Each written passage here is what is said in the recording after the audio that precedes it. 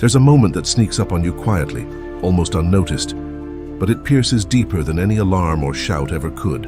It's the moment you begin to realize that most people, friends, family, strangers scrolling past your life, don't really care. Not in the way you secretly hoped they would. Not in the way you trained yourself to expect. For years, maybe decades, you've lived under this soft, unspoken assumption: if I suffer, someone will notice. If I struggle, someone will step in. If I stumble, someone will extend a hand. It's the quiet addiction we carry, the craving for validation, the need to be seen, acknowledged, understood. It's what drives us to explain ourselves, to perform, to bend our lives into shapes we think others will approve of. And then reality hits. The calls go unanswered. The advice isn't given. The applause never comes. The world keeps spinning, indifferent, uncaring, unaware. That hope, once warm and comforting, dies in slow, silent increments. It feels like betrayal, even though it isn't.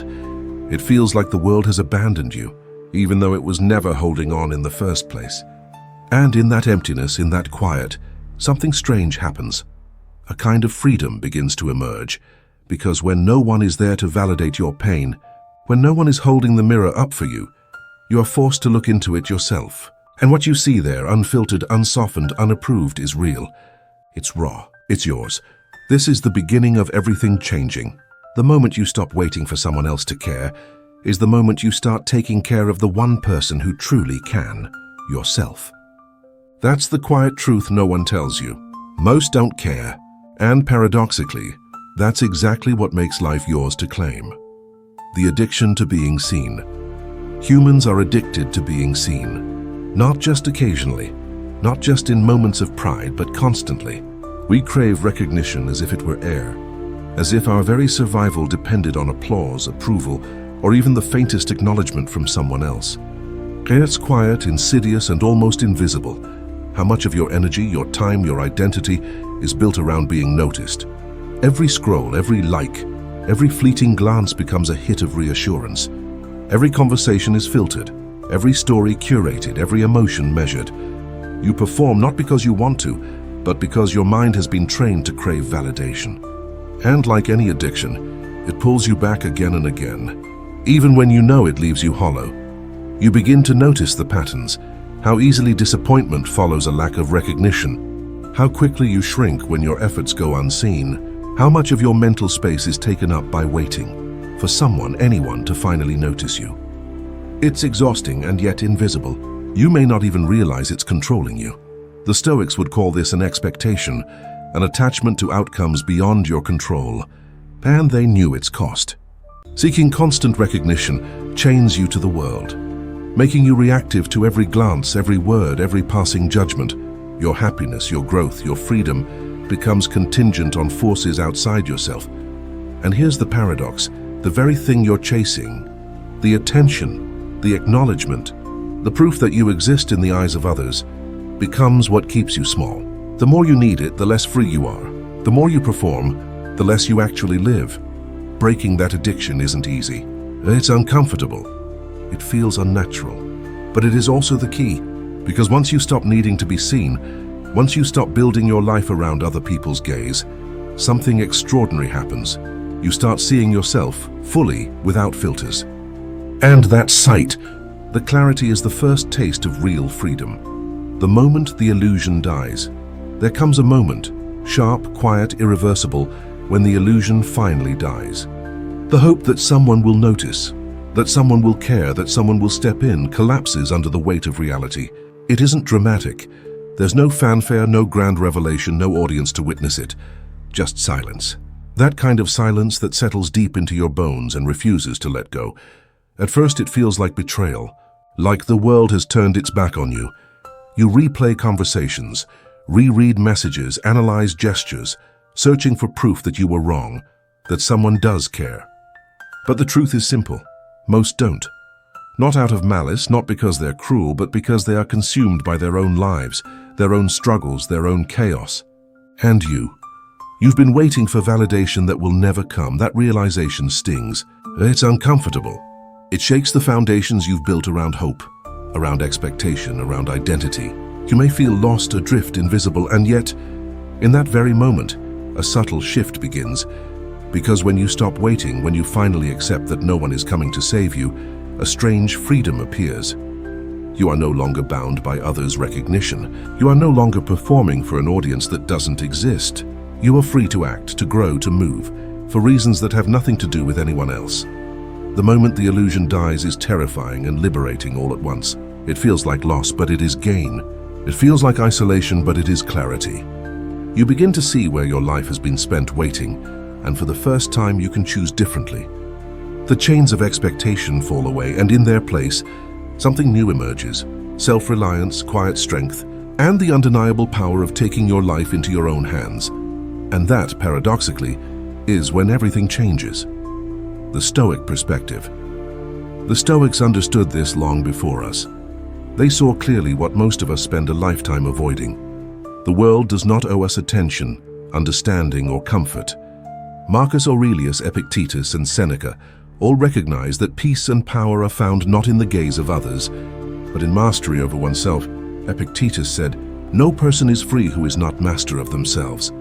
Not free from hardship, not free from pain, but free from the need for external validation. The world is indifferent. People will overlook you. They will misunderstand you. They will continue with their lives, unaware of the battles you fight in silence, and that is not cruelty. It is reality. The Stoics teach us that clinging to expectation is a trap. When we seek approval, we hand our freedom to others. We surrender our actions, our emotions, our very sense of worth to forces we cannot control. And the harder we chase, the more powerless we become. But when you accept the indifference of the world, a radical freedom emerges. You no longer act for applause, no longer shape your life around recognition, no longer wait for permission to exist fully. Instead, your energy turns inward. You cultivate clarity, discipline, and self-respect. You act because you must, because it is right, because it serves your growth, not because someone else notices. Seneca reminded us, we are more often frightened than hurt, and we suffer more from imagination than from reality. The fear of being unseen, overlooked, or ignored is mostly in our mind. Once that fear dissolves, once you stop outsourcing your worth, you begin to live authentically. You become the witness to your own life, the architect of your own destiny. This is the Stoic path: to thrive in an indifferent world, to transform solitude into power, to turn the cold absence of external care into the warm presence of inner authority. It is not easy, it is not comforting, but it is freedom, and nothing in the world is more intoxicating than that. Turning the pain into power. Pain, when faced honestly, becomes a tool rather than a trap. That disappointment, the quiet sting of being ignored, the ache of invisibility, these are not punishments, they are signals. They are the raw material of transformation. Once you stop waiting for the world to acknowledge your struggles, you begin to see them differently. You stop seeing absence as failure and start seeing it as freedom. Because here's the truth: no one can give you power. No one can hand you strength, clarity, or purpose. You must take it for yourself. The moment you accept that no one cares, you stop performing, stop bending, stop shrinking to fit into the expectations of others. You begin to build a life based on your own principles, your own judgment, your own values. Stoicism calls this self-mastery. Marcus Aurelius reminded himself daily, you have power over your mind, not outside events. Realize this and you will find strength. That strength doesn't come from being untouched by pain. It comes from refusing to outsource your healing. When you stop expecting recognition, you reclaim the energy you spent chasing it. You invest it into yourself. You become relentless, not in a harsh or bitter way, but with clarity and purpose. This is where pain transforms into power. The solitude that once felt like a cage now becomes a laboratory. The silence that haunted you becomes a teacher. The moments when the world didn't notice become the very spaces where you practice resilience. You learn to trust your judgment, to act without validation, to move forward even when no one is watching. And slowly, almost imperceptibly, you become indestructible. Not because life stops hurting, but because you stop depending on life to care. You are your own witness, your own anchor, your own authority. And that realization, that quiet shift, is the beginning of true power. The irresistible freedom. Freedom is addictive, not the kind sold in movies or promised by others, but the quiet, unshakable kind that grows when you stop needing anyone else to validate your existence. It is irresistible because it is real. It is the freedom to act, to think, to feel, to move without waiting for permission. The paradox is simple. The less you seek approval, the more alive you become. The less you perform, the more authentic your life grows. Every decision, every step, every choice becomes yours alone. No applause, no recognition, no commentary required. You are accountable only to yourself, and that accountability is liberating, intoxicating in its own subtle way. This freedom does not arrive in a burst. It creeps in quietly as you stop bending toward eyes that aren't watching. It grows each time you choose your own path, each time you act because it matters to you, each time you honor your own judgment over someone else's fleeting attention. It is a slow, steady current that carries you out of dependency and into self-mastery. The Stoics called it inner sovereignty. Epictetus said, "Don't explain your philosophy, embody it." Living for yourself, guided by your own principles, untethered from external approval, that is the embodiment. And once you experience it, the pull is irresistible. You begin to notice how much lighter life feels, how much sharper your focus becomes, how much deeper your satisfaction grows. The world may still be indifferent. People may still overlook, misunderstand, and ignore you. But now none of it touches you. You are no longer addicted to recognition. You are addicted to life itself, lived on your own terms. That is the quiet thrill, the subtle obsession, the irresistible draw of freedom. Once tasted, you will never go back. Practical steps to start today. Freedom without action is just an idea.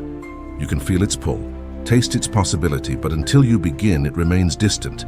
So how do you start living for yourself, untethered from the need to be seen? How do you turn the realization that no one cares into the fuel for your life?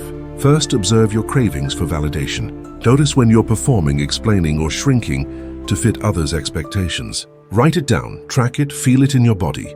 Awareness is the first step toward mastery. The moment you recognize the addiction, you begin to weaken its hold. Second, reclaim your attention. Every moment spent seeking recognition is a moment stolen from yourself. Choose deliberately where your energy goes. Speak, act, and create for reasons that matter to you, not for applause. Journal, walk, build, or simply think, activities that root you in your own presence. Third, embrace discomfort. Solitude, silence, being unseen, they feel unnatural at first. Lean into it, sit with it. The Stoics call this voluntary discomfort. It strengthens you, clarifies your mind, and detaches you from the world's indifference. Fourth, act without permission. Stop waiting for someone to notice or approve. Take the next step. Make the move, pursue the goal. The world may not care, but that is irrelevant. Your power comes from showing up anyway. Finally, reflect daily. End each day by asking yourself, did I act for myself or for others? Did I seek applause or integrity? Gradually, your choices will shift. Your mind will anchor in self-reliance. Your life will become yours. These steps are simple but not easy. They demand courage, patience, and consistency. But each one compounds. Each one strengthens the habit of living authentically, without dependency. And slowly, without fanfare, you will notice it. The freedom you craved, the clarity you needed, the power you never had to wait for. It is yours, and it grows every day. The last thought they'll carry with them. There is a quiet power in understanding that no one is keeping score, that no one owes you attention, recognition, or approval. And there is a deeper, subtler thrill in realizing that none of it matters, because you finally care for yourself enough to move without it. You've spent years, maybe decades, shaping yourself to fit the expectations, the gaze, the imagined judgments of others. You've sought validation in words, gestures, and fleeting attention, and now all of it falls away, like leaves from a tree in autumn. The wind carries them off, and what remains is you, rooted, solid, unshakable. The world is indifferent. People will misunderstand you, overlook you, scroll past you, ignore the quiet battles you fight. And yet, paradoxically, that indifference becomes your greatest gift. It strips away the false currency of approval and hands you something far richer. The freedom to act, the clarity to see yourself, the power to define your own value. Your life becomes a laboratory of self-reliance. Each choice is yours alone. Each action, untethered from applause, builds something lasting. The solitude that once felt empty now hums with energy. The silence that once frightened you now whispers guidance. The pain that once seemed unbearable now maps the terrain of your inner strength. And in that space you begin to understand. The only witness you ever needed was yourself. The only authority that matters is your own. You are the fire lighting your path, the compass pointing your way, the anchor holding you steady in life's storms. So let the world turn, indifferent as ever. Let others chase their own shadows. You no longer need them. You are your own observer, your own advocate, your own hero. And that realization, quiet, subtle, unshakable, is the thought you will carry forward. That no one cares, and everything changes.